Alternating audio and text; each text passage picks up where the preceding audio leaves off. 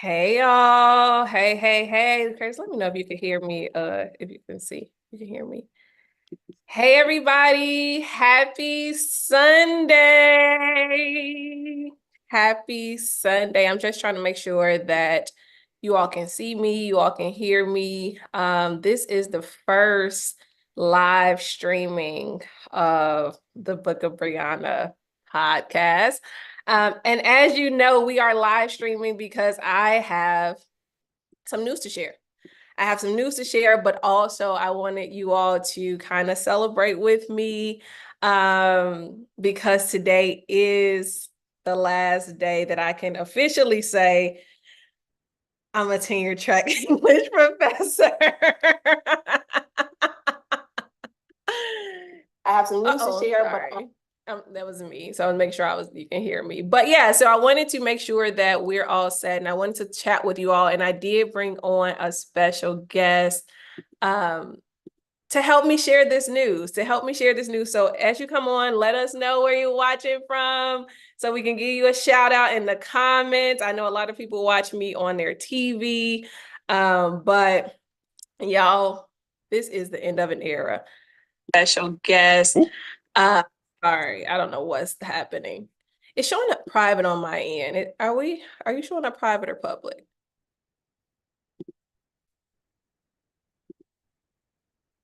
Oh, public. Okay. I don't know why I was showing up private on my end. But yeah, y'all let us know where you're watching from. Y'all see who my special guest is tonight. None other than my friend Curtis. Hello. Look, y'all.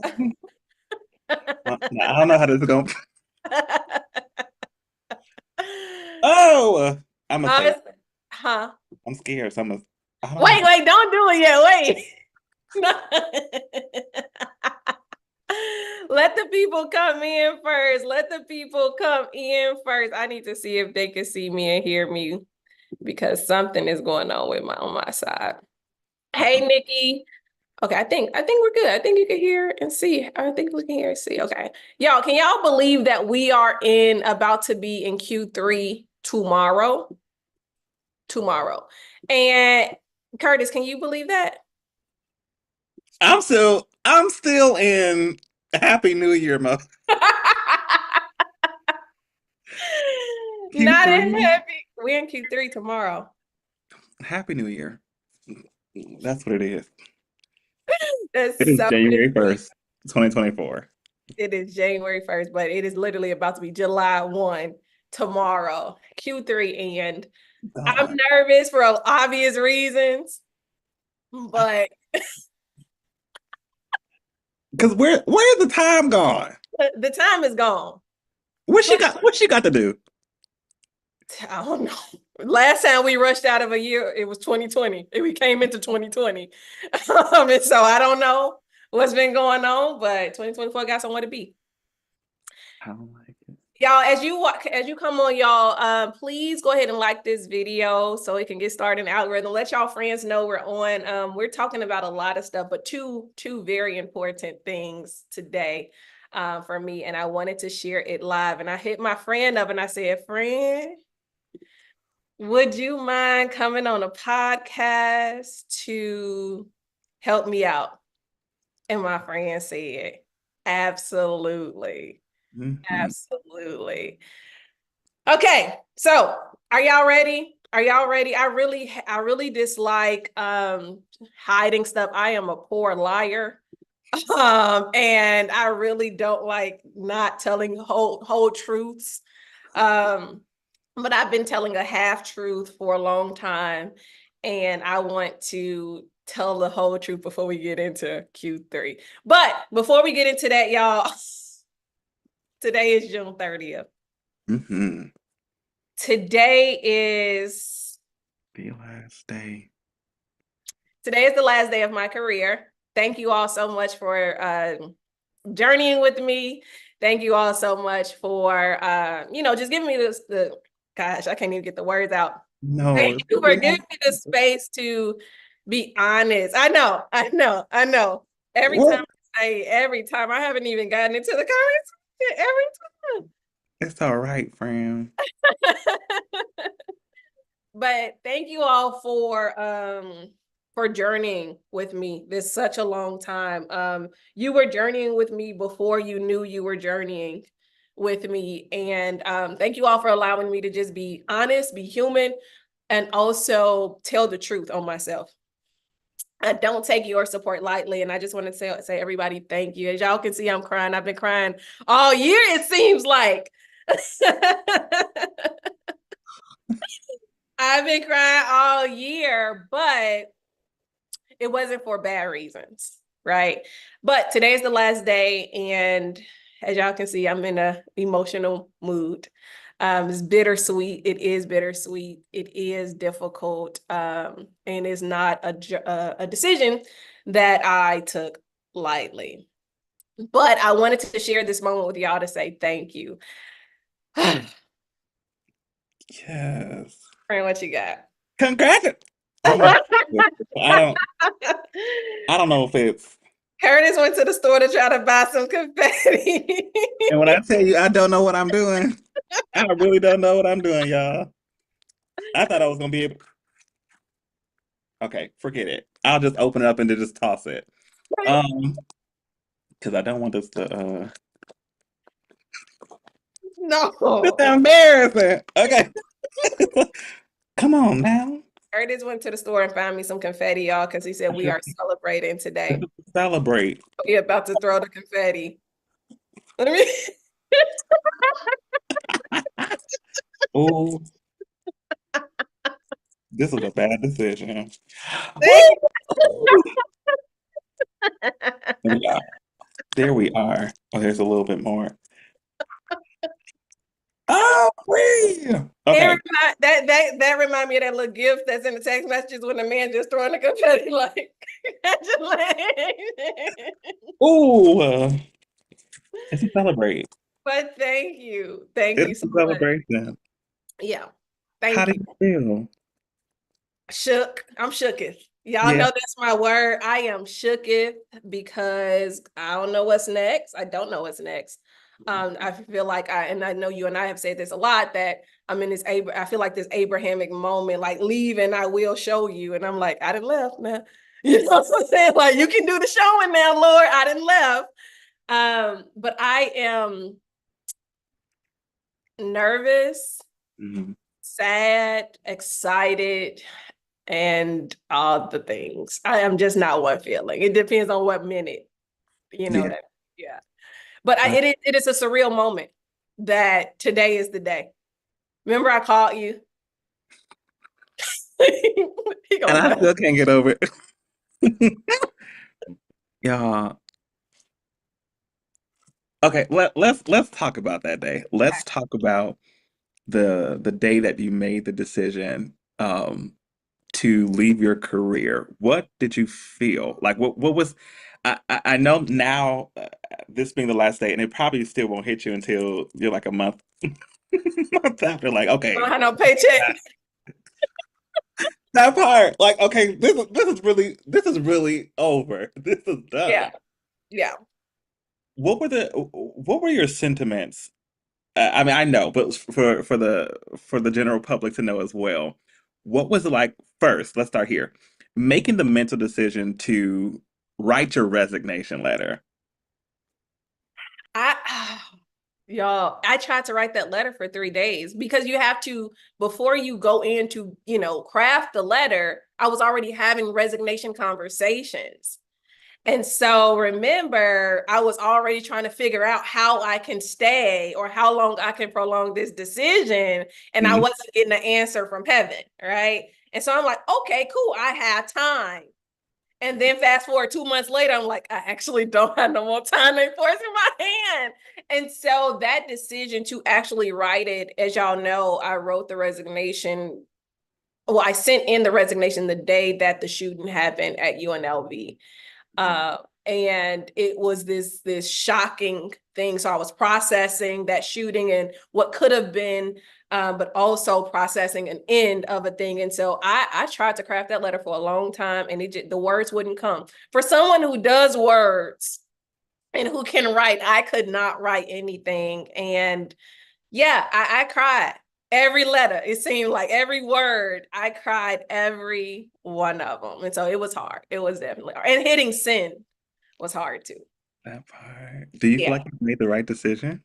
I know I made the right decision. Like I know my name, right? It's this knowing that you can't explain it. The words will never, you can never find the words, but it's like you know without a shadow of a doubt that this is something that you have to do and you have to do it in this time, in this season, even if you don't have all the, you know, all the steps. I know without a shadow of a doubt this was the right decision.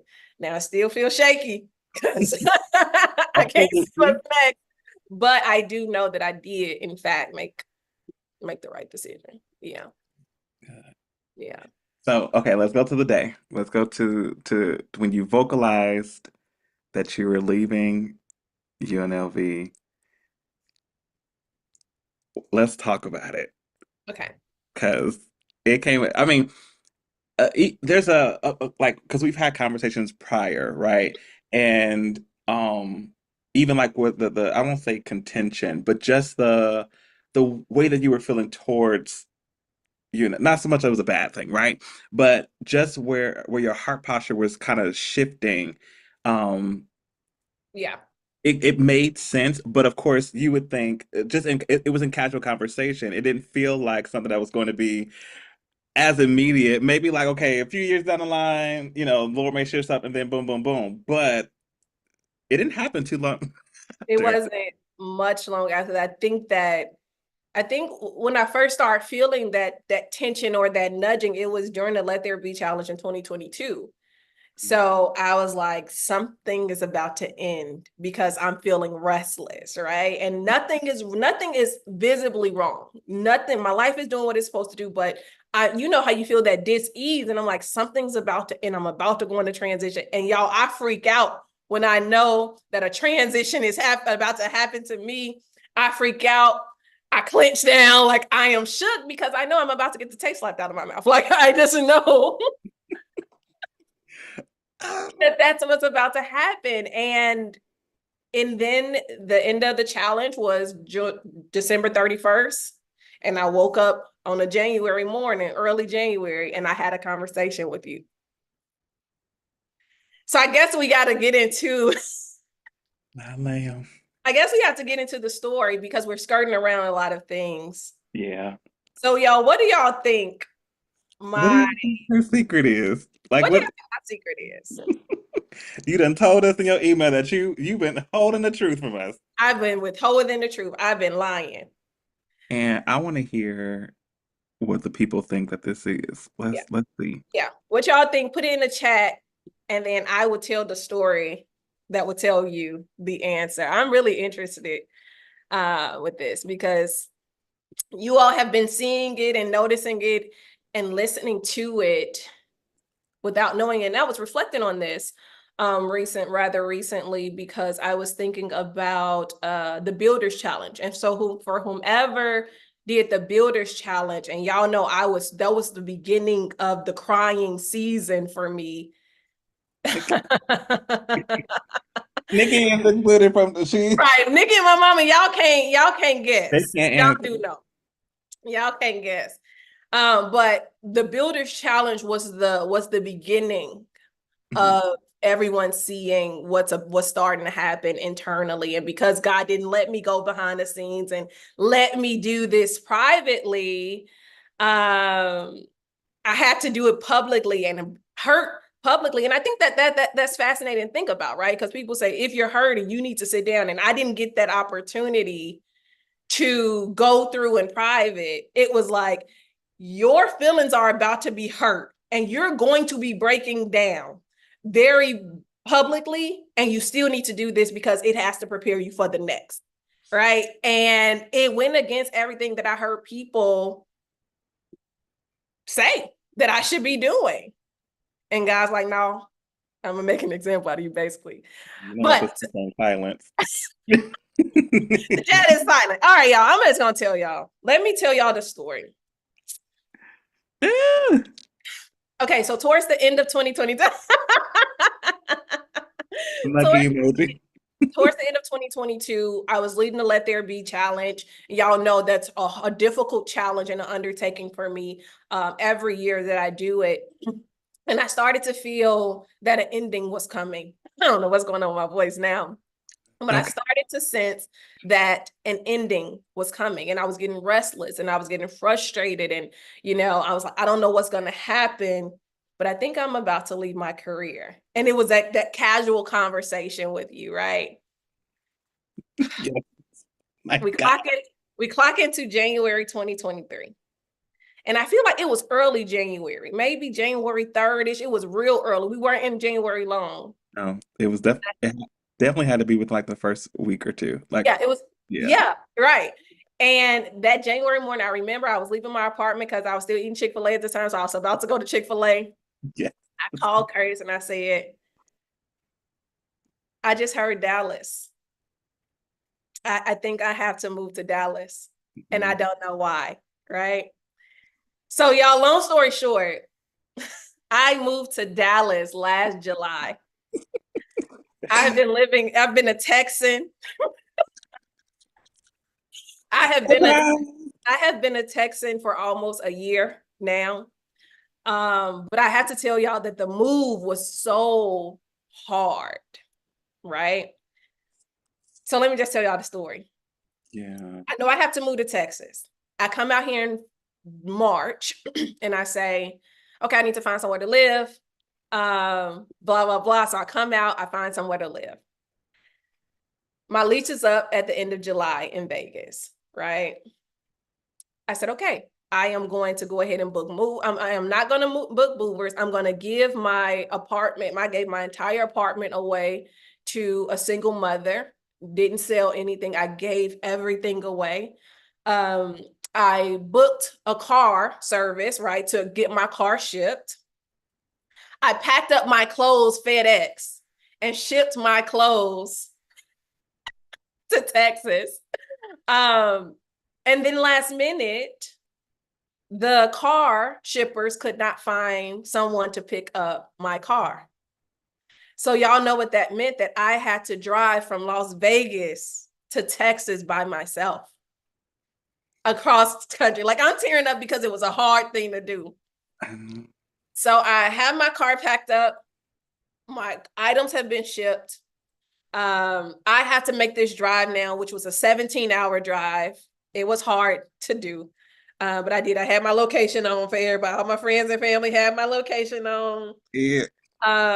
So I do the first 8 hours to Albuquerque. So that's where my brother stayed. And I went to sleep that night. I was only there to go to sleep and to wake up the next day and get back on the road because I had the rest of the drive. And so I slept over there. Then I made the rest of the drive alone. I was tired. I was nervous, still not sure why I have to be in Texas, who's in Texas, what's in Texas. My life is in Vegas. And so when y'all started seeing me crying, I had already uprooted my life, right? And that is what y'all were taking note of, right? That's what you started to see at first. You saw me leave my life, leave everything, and have to start over. So as I'm telling you, I shipped my stuff. I shipped my stuff, y'all. Why my boxes, all of my, let's just say everything did not arrive in one piece. I Wow. shipped my clothes. My boxes were opened. I'm still missing stuff. You know how you don't realize that you're missing stuff until you go to look for it. Still missing clothes, still missing things that I shipped. And then to try to refurnish my new place, it was it was a nightmare, not because I didn't have the money, but because they were not delivering my stuff. They were dropping off my, no, let me back up. I shipped my clothes, 8 big boxes, the extra large boxes, right? And the delivery address was my address. Well, FedEx decided that they were not going to ship to my address. So they dropped my stuff off to a FedEx store. Now, mind y'all, Eight. you were supposed to deliver it to my apartment and you delivered it to a FedEx store. So I'm going back and forth with the people at FedEx, like, hey, can y'all bring it to my apartment? They're saying no. So I'm in 100-degree Texas heat This is the first day of me being raw vegan in August. Yeah. I'm having to, and the boxes cannot fit into my car. I'm having to go to the FedEx store, get like 2 boxes at a time that are already broken up, having to put my items in these big IKEA bags and drag them to the 4th floor. And it was back and forth and back and forth. And I just was like crying. I was crying. I was tired. I was hungry. I was in a new place where I didn't have my support system. And I was just out here and I was afraid, right? And when y'all started to see me shift the podcast from where I usually did my desk and shift to that couch, that I was in Texas when the podcast shifted to my couch, just to give y'all reference. Anyway, so my clothes, stuff missing. I'm having to carry it up the elevator by myself. It took me a long time. I'm raw vegan. I don't have any substance in my body, and I'm in a foreign place. Nothing drew me here that I know of, and still not know of. Fast forward to me trying to furnish the apartment. It was a fight after fight. They weren't delivering my furniture. They were still trying to. How you gonna drop a bed off at a store? And I'm paying for the delivery. It was so much warfare. It was so much warfare surrounding this move, just like it was so much warfare surrounding my Vegas move when I moved to Vegas with that $35 in my pocket. And I'm just like, God, why is everything a fight? I did what you told me to do. Like, why? And so this is getting us to the resignation story. Mm-hmm. I'm in Texas August 1st. I'm scheduled to teach online for the entire year. So this is why I'm thinking, okay, I got time. I don't have to retire. God gonna give me another year. Thank you, Lord, right? I'm gonna get to go up for tenure. I'm gonna get to do what I want to do. This is gonna be amazing because he gonna let me do it. This August 1st. I signed my lease August 1st. By September, I look in my portal and I see that they now have me scheduled for an in-person class. And I said, well, this can't happen because I won't be there. One of us won't be there and it would be me, right? And so at this point, remember, Curtis, I was like, I think I'm gonna have time. But then at this point, I was like, I don't have time. Literally scheduling, like even trying to decide, okay, if I do it this way, then, or if I need to take a year. Yeah. There was 3 options. the three offers. And it's so funny because I don't think God gave me that answer while I was still in Vegas. Because he probably knew she may back out if I give her the answer while she's still in Vegas. So there was a hand forcing on his part in September. So I called my department chair, who I had gotten verbal that I could teach fully online this year. And she says, hey, there's some administrative pressure. We cannot give you a full online schedule. And it was at that moment where I had to say, I had to resign.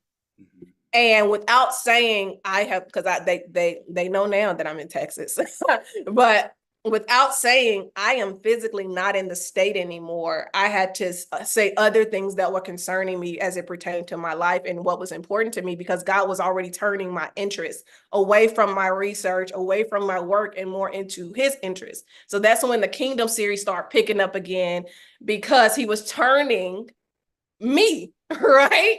Literally and physically, figuratively. And so in September, I had to have this very real conversation with my department chair. Y'all know it. I chronicled it in January. And that conversation led to the conversation with the dean in November.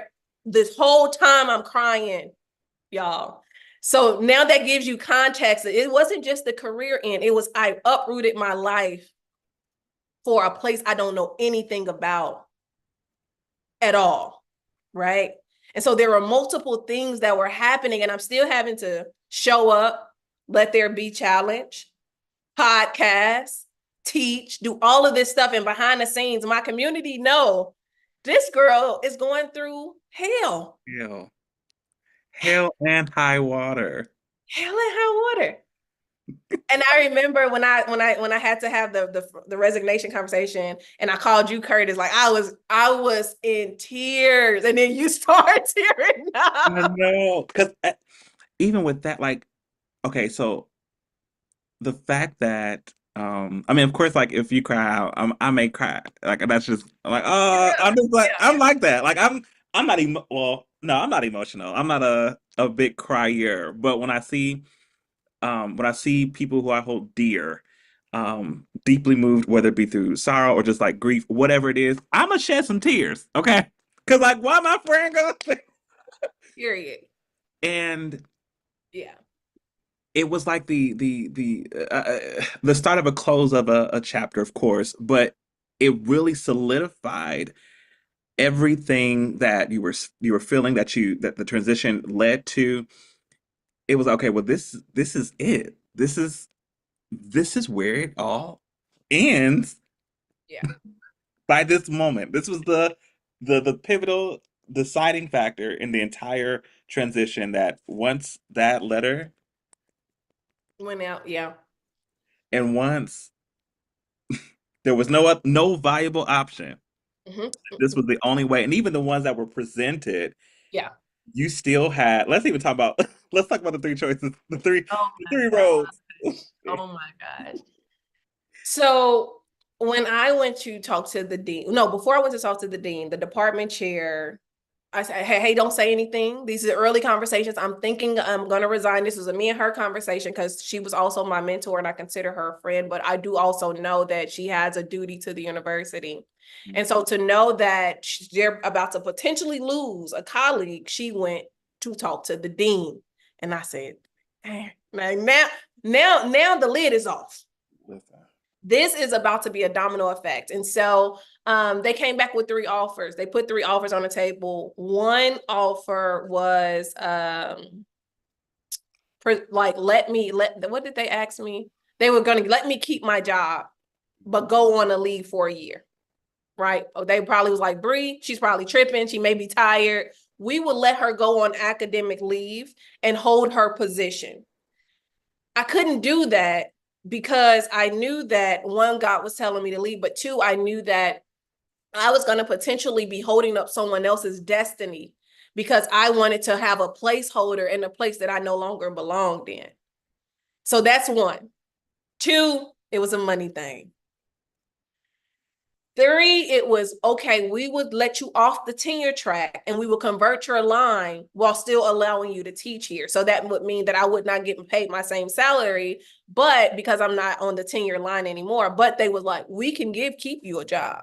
Don't worry about it. If you want to work here, we can work with you. Mhm.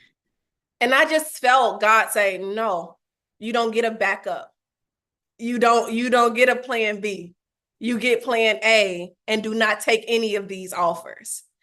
And when I turned down those offers, I'm doing this with tears in my eyes because even that, so that's my department chair brought it up to me first. 2 months later, when and mind y'all, I'm back and forth to Vegas every month. So as you all were seeing me show up, yes, I not only moved here, but I was on the West Coast every month. True. Every month. Because no one knew I had left. And so when I went back to Vegas in November to have the conversation with the dean, and the dean put it back on the table, hey, you do know that these three offers are yours. What do you want to do? I want to make sure you know you have all your options, right? Um, it wasn't nothing I can do. I had to obey and say, I'm gonna have to trust God here because I know He's calling me out and I don't know what He's calling me into. Um, yeah. And so those were hard because those were backups, like those were securities, right? It's okay. I know. I don't want to break down crying. But this whole year, so I'm telling you all this story to let y'all know it wasn't just September to today. This journey started January 2023. And I had to carry it and suffer through it and still show up and still try. So when y'all saw people doing the Let There Be challenge with me last year, I didn't have it. I didn't have it. I had to pull in people because I'm like, I can't. And I didn't get like, yeah, Brianna from God, like, yeah, don't worry about it. You're going through something. Don't do the challenge. I was like, I didn't get that. And so I'm like, hey, y'all, I don't have this. I don't have the capacity because the Let There Be challenge was started in November to December. Mhm. That is the deciding months for me. I'm trying to make peace with the fact that I have to do this thing that I don't want to do, that people thought I was crazy to do. Some people didn't believe that I was supposed to do. Uh, but this is also why you got to hear God for yourself. Yeah. Because what if I didn't do it? And I was talking to Curtis about this recently, about a prophetic word that I got in August 2021. Yeah. And at the time, I was moving from one apartment to another in Vegas, but the prophet was collapsing movements. I don't know if he's a prophet or not, but I would say here, bro. okay. But he was prophesying about a move, but he was ultimately talking about two moves. But it sounded like it came out as one move, right? And so it wasn't until I was driving down the street the other day and I was like, listen to this part. He actually said it is God moving you to this new location, even though you don't have everything you need yet. I'm thinking in 2021, this is about my new apartment. No. The first part was about my new apartment. The second part was about a move that will happen 2 years later. And when you were talking, what did you say to me? Uh, When it just goes to show you that you're exactly when you need to be. when you need to be. When the Lord is sharing something and it seems like it's pertaining to one thing, but it could be open-ended in his view and applicable to more than one opportunity, that when you go through that moment and you have that like that realization, that Yeah. like almost like a aha, like a wait a minute, this is Yeah. you're exactly when you need to be. Where you when and where you need to be for sure. And it was that small little confirming. I feel like God nudged to me because as I've said publicly, honestly, everybody watching, I'm watching too, because nothing has opened. Hmm. I moved here with nothing. I'm going in tomorrow not knowing nothing. And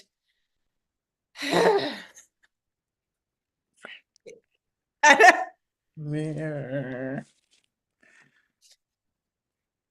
is this is the scariest and walking by faith I've ever done. I've never faithed like this. You know what I'm saying? Like, I think moving to Vegas with $30, $35 in my pocket, that was a faith move. But I knew I was supposed to be there. And I remember calling my mom, she's on here saying, when I told her after I interviewed, I'm like, I know I'm supposed to be here. And then when they went with other candidates over me, I'm like, I knew I was supposed to be here. And then they had to circle back, right? And so it was that war for me to get from Alabama to Vegas. And then it was another fight for me to get from Vegas to Texas now. Yeah. And now at the end of everything, I'm like, I'm walking into an unknown. Let's go back to that trip, that 17-hour drive. Oh my That's God. a lot of time. That's a lot of time. What was going through your mind through that 17-hour journey, and what kept you going? Yeah, that's a good question. Well, when I set out, when I left Vegas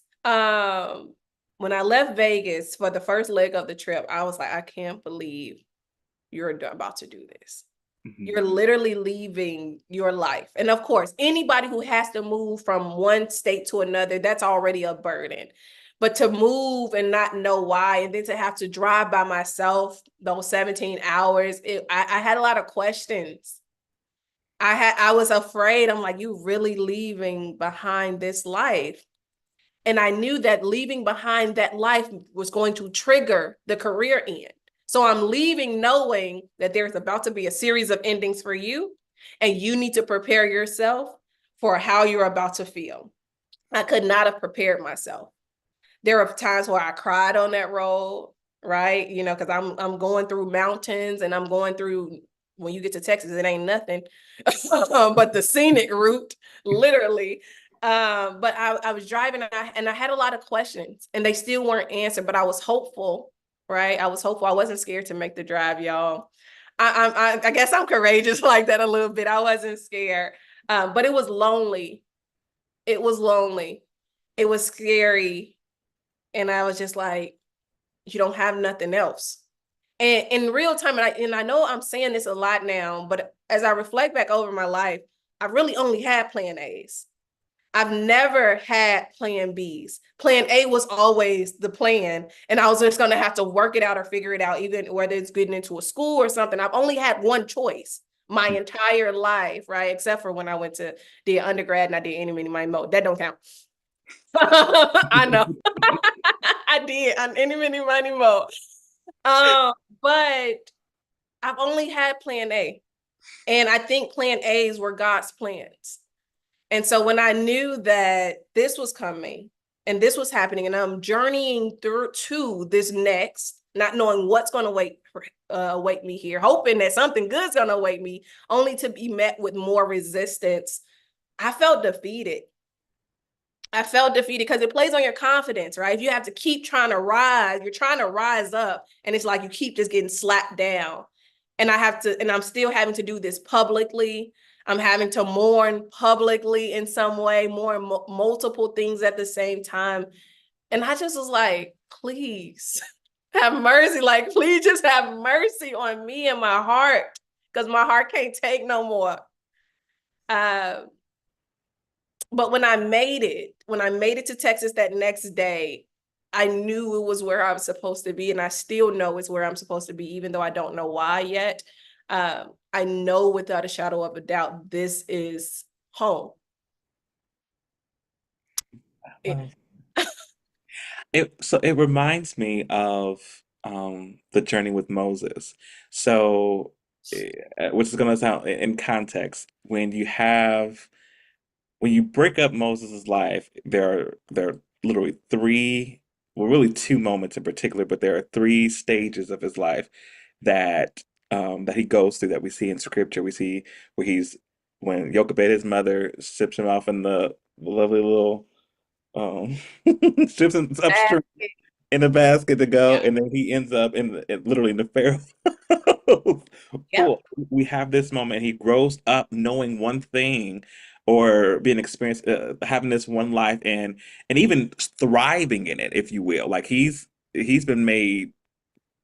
First of all, he's been accessible to the highest forms of education because he's in the in the kingdom. He's with the king. He's with the Pharaoh, and just his level of leadership, we see his role being established within the first 40 years of his life. Then there's a drastic change that takes place, shifts him completely, and he goes on to a new place, literally having to forget what he's known about himself, and then go into this next 40 years of his life where he's adapting to new cultures, new context, until that awakening moment happens when the Lord, in the burning bush. But it's almost like the phases, kind of like you've known your life to be this way for so long. Now there's this huge transition that takes place, and then now you have to go to a foreign land that you know nothing about, have to adapt to people. And I won't even say that's it, because you're not really settled yet, but you have to get acclimated to what this new world, in essence, looks like. How does it feel to be? I hate to say this, but it is what it is. How does it feel to be in the in between? I'm the 10 man crying on the whiz. Because I've been in this that I'm glad you asked me this question, because that has been the hardest part. I am nowhere and somewhere at the same time, and I can't go back. After I submitted that resignation, they gave me 72 hours to rescind it. Maybe she tripped me. She gets 72 hours. When I checked in, that after the 72nd hour, in my file it says terminate Brianna Whiteside. And to see that, I'm like, what? Like, oh no, this over for you. There is nothing else. I thought that I was going to get out this in between state. before this conversation right now. I just knew God was not going to wait until the 11th hour on me. 11:59, 59 and 30 and 59 seconds. In I 59 just seconds. knew he was not going to let me do that because I felt like I've proven myself, right? I followed you. You said one thing and I took you at your word and I'm out here, just out here. So it is hard not knowing what's next. It's hard not knowing what my life would be like, who I am too, because I don't know if I had this conversation with you, but I probably had it with other people. I'm like, I feel like I'm showing up fractured now. I don't know who I am on this level. I do not know. Mhm. I know Brianna the academic. I know her well. All right. I know Brianna from the South Side of Chicago. I know Brianna who's going through these 3 degrees. I know her intimately. But Brianna, who's not an academic anymore, or not, formally an academic anymore, Brianna, who's stepping into an arena that I'm not even sure of because I don't look like and think like what has been. I don't get it. It's weird. I talk about this with you all the time. I don't know that world. I don't know it, right? And to not have access in a lot of ways to certain things that I feel like I may need, it's terrifying. It's terrifying, but I don't have a back to go to. You know what I mean? So I have to keep going forward because I want to see what this next chapter looks like, even though I may have to show up with my edges snatched back and crying, spitting, and farting. You know what I'm saying? Like I want to know so badly what's next, even if and it even if it costs me everything to get it. So You're not about to do this to me. That, wow. it did. And so now I understand intimately when people say you have to give up your life is not your own to follow God. Like I understand this is not a joke. This is not play. And I know church folks play with that. But now that I'm experiencing this is not a joke. You give up everything to follow Christ. And for me, I don't have nothing else. For the first time in my life, I don't have nothing else. So that's what it feels like.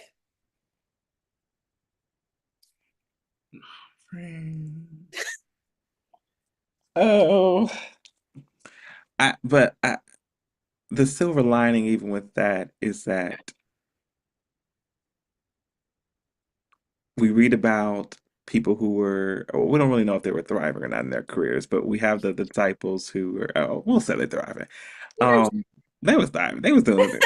They kept the job. So they, Period. you have Driving. tax collectors, you have a whole physician, a doctor, another doctor, but in the medical field, who now is being taken out of his career Mhm. to follow after Christ and not know, like literally live in the unknown until the direction of God comes to him as far as what he's going to be doing for the rest of his life. Yeah. Have you been holding on to the testimonies of the witnesses, and how has that kept you grounded? Well, that's good. Yeah. Because we stand on Bible over here on Yeah, this. we stand on Bible. We stand on Bible on this channel. So first and foremost, they have helped me, the biblical characters and the biblical lives have helped me obey. That's number one. Because when you hear people say, I would not have left a sure thing to step out into this thing. And to be honest, I'm not called to pastoring, to no church. That's not it. Maybe, look, please. But you know what I'm saying? Like, I'm not trying to build a church. Absolutely. That's not a desire of mine. I'm uninterested. Get somebody else to do it. Mhm. But to hear people say, no, don't do this until you have a sure thing. I've heard pastors say that publicly over the pulpit. That is contrary to the Bible because you have several people where God is saying, leave this, including the disciples. right? Including the father of your faith. So that's anti-Bible. So those understandings of those stories help me to make the decision that no, this ain't God just doing a new thing in your life. We have scripture, right? We have scriptural references where he has said, give me this and follow me. Give me this and I will. If you will, then I will. And so I felt that when he came to me, it was an opportunity because all of the prophetic words I had over my life are pointing to this grand future. I couldn't, how am I going to get from an academic professor to this future? The math isn't going to math this way. But what I did not account for was that it was going to require a leaving in order to step into the promises that God has, prophesied for the last few years. Beyond obeying, I study their lives. I let them mentor me because if I don't, I'm gonna be outside. Okay. Yeah, she been talking about going outside. And I'd be in the house rubbing my feet together. House rubber her feet together. But if I Under a don't, cozy little blanket, do I it. would have abandoned ship, but I don't have a ship. Like I don't have anything else. And so this is what it really means to become a believer, not just a Christian. You are moving from a Christian to a believer. Yeah. Do I believe what who in he? Do I believe what he is saying to me? Do I believe in him? Even if I can't see it, do I believe that he will do it? My heart is still struggling with that, right? My feelings are still struggling, right? They're trying to catch up. They're trying. But I think what my actions have demonstrated is that something within me does believe because I made the decision. So, Amen. It's destiny. Destiny's calling, and I think that pursuit, because Scripture says in Ecclesiastes that He's put eternity within our hearts, and although we don't know the full scope of God's handiwork, there is a longing that comes with knowing that, hey, let me pursue this so I can get an understanding as far as why you created even my life to yeah. be the way that it is. And you put this longing and eternity in my heart to press towards what exactly? Like what is my future? And I think that pull that that that that that's gripping and anchoring you um into the future that God has prepared for you is the driving force, if you will. I won't even say just the anchor, but literally the driving force to get you to the future you. And it's still, I'm not gonna say it's been because it's still going. It's actively happening. Like this is not this will be this may be the end of the career, but the journey to get to the place called there is still happening. Yes. And yeah, it's still happening. And so I want have grace for yourself, Yeah. have grace for God. Right. I don't even want to like now what you Right. Come on now. no, Why? but his timing is so perfect, and it even speaks to, so let's go back to Jeremiah where he's asking him, what do you see? And Jeremiah responds and says, I see an almond tree springing forth. And he tells him, you see well, for I watch over my word and I hasten to perform it. A lot of the times we're waiting to see the almond tree springing forth immediately, but there is seed time. Mhm. It has to break, Mhm. Yeah. break and be broken. Then it has to now the roots have to fortify themselves in the ground first before we ever see the springing forth come. So you're in the process of taking roots. You've been broken. The seed has been broken. But Jesus Christ. what's coming out of the seed are going to be the roots that's going to sustain you for the bloom that's going to come Yeah. in the near future. And Amen. so I'm still excited for this journey. I know it's been a tough. And my God, it's been tough. Hard, y'all. It's been hard, and it's never going, especially following after God. I think one of the biggest lies we've we've told ourselves is that following God is going to be easy when He Himself says it. Like, in this life, you're going to have troubles and tribulation, but be of good cheer, for I've overcome the world. And so, whatever obstacle that we're faced with, yes, it's going to happen. Whatever part of journey that we're in, you're going to experience some hardship. You're going to be unhappy with the way God has taken you. You're going to have to literally go through a Psalm 23 and be like, "Yeah, I was in the grass. I was resting in the meadow's grass, and I got snatched up, and I'm in the valley of the shadow of the death. I I was resting in the meadow's grass. Cool. That nice little breeze that comes chilling. And I got snatched up, and now I gotta go through the valley of the shadow of death.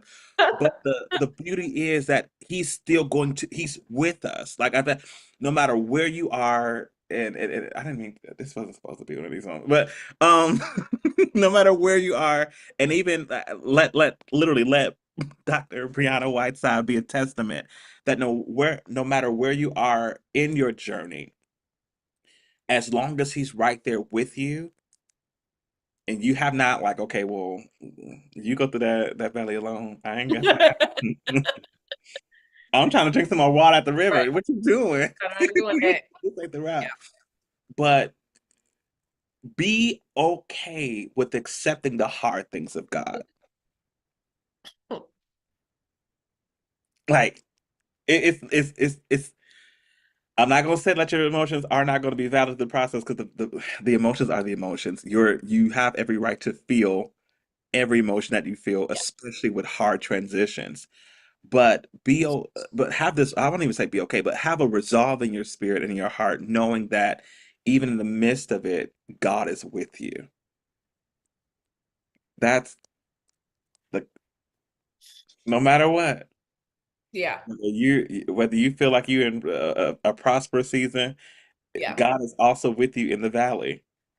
He's also with you as you're traveling through. Yea, though I walk, that you can't stay there either. Don't stay in a dead place. Yea, though I walk through the valley of the shadow of death, I shall fear no evil, for thou art with me. And Bree, he is with you. Yeah. He's with you. Yeah. He don't have to be He, because I don't have nothing else. listen, we yoked up, God. Right. Like Ain't no we now, switching. We locked in look, at this point. now you really got to carry me and hide me in a wing. What's the scripture? You know, like, because I can't go nowhere.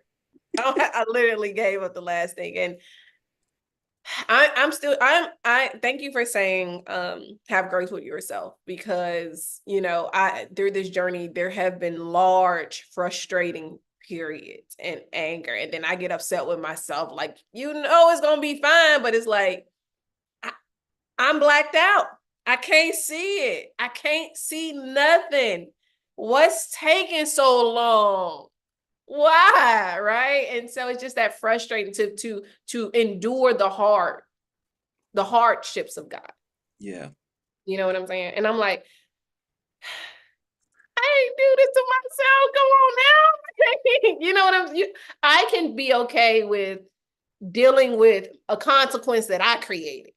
Mhm. I ain't bring this on myself. And don't offer me like you offered Job up. Like, don't offer me up. I don't want to be volunteering this tribute. Wait, what's the Right. I don't even know, Hunger but Games? don't volunteer me as tribute. And I just knew that this move was going to be smooth, and it wasn't. And it was not. And it has not been. And um, yeah, it has been a journey, but I felt it necessary and fitting to come on here, tell y'all the whole truth, because now I can tell y'all the whole truth, can tell y'all the whole story, so that you'll begin to have more context and understanding of what was it that you was probably discerning. You was picking up on two threads, at one time, and they were both collapsing at the same time. And I was buckling under the weight of this decision, these two decisions that happened consecutively. Like, I didn't get a break. I didn't get a break. But now that I've been here, I'm still in this gray area. I still don't know. I still can't see. But tomorrow is the beginning of sorts. I feel like not just the beginning of Q3, but the beginning of my new life, whatever that may mean. And when people ask me, like, is this what you dreamed of? No. As how it says, like, this, it's beyond your wildest dream. No, I had my dream. My wildest dream was to become a professor. What's happening now is God's dream. It's not my dream, right? And and that goes into kind of like a conversation that we was having that we didn't finish about chosen and called. Oh yeah. Sometimes we just have these random Bible interesting conversations. But I brought up what the many are called, but few are chosen thing, and I was like, what did I say? I ultimately I say what I said, but ultimately I was getting at, I don't feel like I was called for this assignment. I feel like I was chosen for this assignment, right? But we were talking about the wedding feast. No, but I voice noted you. I know, and I got them all. Oh. But anyway, what we started circling around is, what if the Bible is about those who were chosen, the chosen ones, and we're seeing the chosen ones struggles and journeys and all of the things, and not maybe necessarily the called ones. Maybe the called ones are on the peripheral. I suggested maybe what did I suggest? I can play it. Let's play it. Okay, so Can you hear it? have you ever just thought about the scripture that says, many are called, but few are chosen? I haven't really thought about it, but I keep thinking about it. And, in the past when I read it, I'm like, okay, many are called, but few are chosen could potentially mean that everyone is called, right? And called to do something. But then they're the ones who decide that they don't want to do it. And so, the ones who are chosen are the ones that actually be successful. Lately, I've been thinking about this as two different classes of people. There are the called ones whose primary function was, let's say, talk about this in terms of church, whose primary function was ministry, right? They were groomed and created for ministry. But then the chosen ones would be, I guess I would consider myself one, would be the ones that are coming in now, right? So if we're thinking about the change in the church or change of guard, all the stuff that people have been saying, could it be now that the chosen ones have now God is, I don't even know how to say this, but could it be that it's the chosen ones' turn, right? And the chosen ones have been chosen for the latter run of the church. I don't know why that's in my mind. And it could be because I'm reflecting on my position and, when I am maybe transitioning to don't even know yet. But I'm like, I don't feel like I was called to this. But I do feel like at some turn of events, I was chosen for it. Does that make sense? Thank you for coming to my TED Talk. So that voice note sparked a longer discussion. It is. Right. Just thinking about it. I don't have any biblical proof. But it was just fascinating to think about these two classes of people, the called ones and the chosen ones. And will we see that maybe the called ones function in a particular way, and then the chosen ones function in a different way, right? I don't know. But it was fascinating to think about, to me. Good. It was really good. No, I was like, oh, I like this train of thought. I don't have no backup, but those things are just coming to mind. And I think that sometimes people are chosen to do certain things, right? And I don't know why this passage of scripture better than I do, when God asks, who will go forth and Go for me. Who would go for me and be a lion? Lion. You talking about that one. First Kings 22, well, not just specifically 14, but First Kings 22, when the Lord is making a judgment about King Ahab actually and Jehoshaphat, but specifically Ahab, and he Yeah. tells him who would go and be in the council of heaven. First of all, let's start there. Who would go and be and persuade Ahab to his death? And then a spirit comes forth and says, I will go and be a lying spirit in the mouth of all of his prophets. And so the Lord gave him permission. He's And chosen to do this thing. So there are choices being made. That's all I'm getting to. There are decisions being made on people's behalves. Okay. But yeah, you got any more questions for me? If y'all got any questions, drop them in the chat. I'd be happy to answer honestly. Now that I can't be forthcoming with information. You got any more questions, Kurt? Or are you done? that was it. That's all I got. That's it. All right, y'all. Look, if y'all don't have no questions, I'm gonna let y'all put them in there. Give y'all some time, but I hope what you take away is not my pain. I don't want that to be your lesson. I want your lesson to be that it is possible to follow God into the unknown, and that you are fully capable of doing this thing, even with questions. Yes. And the questions, one of my quotes by one of a Black woman author says, there are years that answer, and there are years that to question, and there are years that answer. And you may be in the question years, but it's still possible to follow God. And what I believe, and I'm just going to say this by faith, because it's easy to make this declaration when you're looking backwards in retrospect. But if he's asking you for something, I believe that what he has is bigger and better, and it will get you to his desired end for you. And the reason why I feel so strongly that this move was the move and I had to come out of my career, because there was always a knowing deep within me as I was even pursuing academia that you won't be here long. I just didn't know when, but I knew that I wouldn't do this forever. And I remember telling this joke when I first got my tenure track job, I'm fresh out of grad school, about one day I'm going to fire myself from my job. The joke's on me. Because I did. Because I did, but it was always this deep down knowing. I just didn't know when. And just because you know something does not mean you're going to respond in a chill way or in a better way, right? And so I want the lesson. I showed you all this journey one because I felt that God wanted y'all to see an authentic journey and not have to ask, how did y'all go back to January and look at all of them. In a few weeks, I want to upload the moving story because I did vlog it. I have the behind the scenes conversations. I have it all, so that I showed y'all the pieces of the resignation story. Now I'm going to show y'all the moving story once I get a chance to put it together. But I want my journey, even though I don't know what's next. I want just the journey, the willingness to journey.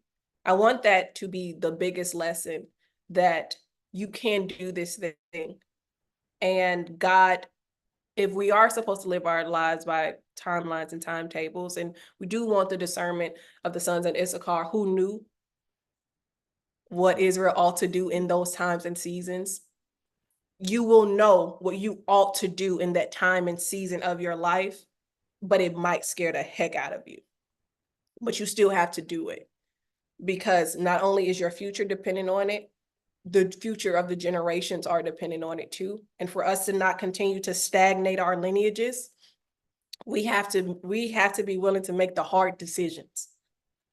But the decision of this decision didn't start with me. The decision started with my mother making a decision for her kids, to train them up in the way that they should go, to make all the sacrifices, to make all the sacrifices, to begin to just give us some of the tools to be able to, as what I'm doing now, what I think is walking on water. It didn't start with me. It started with her. And this decision was my decision to keep going forward, to progress the next generation. And so I don't want anyone to take mothers on here, whomever, to think that the sacrifice that God is asking you or the nudging that he's asking you is insignificant, because it's not. There would have not been a courage to make the decision had there not been a mother praying and a mother deciding my kids need to know God, blah, blah, blah, blah, blah, all of the decisions that I know of and don't know of. And so I just felt led to say that, because you're seeing the fruit of sacrifices when I was younger and before I got here, but it just doesn't look like, the fruit is going to be more pronounced. So this decision is a fruit of someone else's sacrifice. And then the next generation, my child, will have the fruit of this sacrifice, and so on and so forth. And so I just want to leave y'all with that. I don't see any questions in the chat.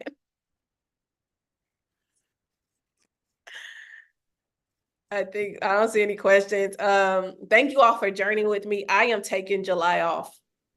So you all, yeah, I am taking July off. Y'all see, I have been carrying so much since January 2023, and I have not stopped. I've shown up, I've done the things, and I am tired. I am tired. And so I'm going to pause everything coming from BriannaWhiteside.com, YouTube teaching, everything like that, because I need to recover and also discover and get clarity on my next step. So I will see y'all probably in August as we resume. I want to thank everybody who has journeyed with me publicly, but also privately, my friends, my family, everyone who's volunteered to help me. Thank you so much. Thank you for believing in me and helping me carry the vision, even though I didn't know what the vision fully was. Thank you for trusting me. And I appreciate y'all, everybody. I'm so sorry. I do, because I could not have done this. There were so many behind the scenes breakdowns, and you know what I'm saying? Like, I'm aware that this wasn't by myself. And so thank you everybody who has helped me and joined the challenges too. I appreciate all of y'all. It's too many people to name, you know who you are. Thank you so much. But that's all I got, y'all. I'll see y'all in August. If y'all don't have any questions, we're going to go ahead and end this thing, because I didn't cry all the time and I want some pizza. And I want to rub my feet together on the couch. Amen again. But yeah, this is great. I wanted to come on live, tell y'all the whole story. Kurt, thank you so much. I know it's late where you are. Thank you for agreeing to do the first live podcast episode with the kid. I appreciate you. But yeah, y'all, happy Sunday. Welcome to Q3. I'm going to say that because I won't be on live and I won't be maybe accessible. Welcome to Q3. I'll see you in the second month of Q3, because I'm in retirement and I'm about to go on a retirement vacation. So I hope this has encouraged you to believe God. You and this confetti. I still know how to do. I plan on doing one at the beginning and one at the end, but I don't know how to. Did you read the instructions? Nope.